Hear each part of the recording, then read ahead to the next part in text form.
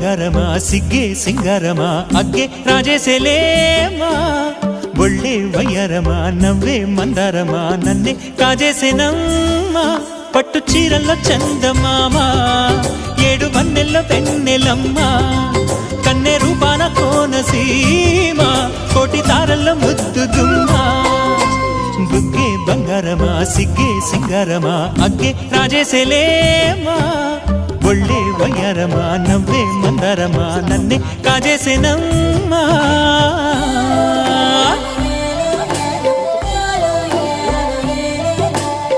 చెడిపోకుండా బాగుంటుంది. ప్లస్ మీకు కలర్ వేసిన ఫీలింగ్ రాదు, టేస్ట్ బాగుంటుంది ఫ్రెండ్స్. కలర్స్ వేసుకొని ఆరోగ్యం చెడగొట్టుకునే కన్నా ఇలా పిస్తా వేసుకున్నారంటే పిస్తా నానేసుకొని వేసుకుంటే హెల్త్కు చాలా మంచిది. ప్లస్ మనకు టేస్ట్ ఎన్హాన్స్ అవుతుంది, టేస్ట్ చాలా బాగుంటుంది. నచ్చితే యూస్ చేయండి, లైక్ చేయండి, షేర్ చేయండి, కామెంట్ పెట్టండి.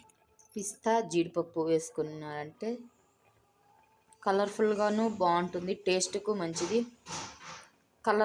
కలర్కు కలరు వస్తుంది, హెల్త్కు మంచిది, టేస్ట్ బాగుంటుంది ఫ్రెండ్స్. నచ్చితే యూస్ చేసుకోవచ్చు. ఫుడ్ కలర్స్ తెచ్చి పిల్లలకు పెట్టేటప్పుడు ఆలోచించుకోవాలి కదా ఫ్రెండ్స్. బయట ఫుడ్ కలర్స్ పెట్టి లేనిపోని రోగాలు తెచ్చుకునే కన్నా ఇలా పిస్తా నానేసుకొని వేసుకున్నారంటే లైట్ గ్రీన్ కలర్లోనే ఉంటుంది, హెల్త్కు చాలా మంచిది.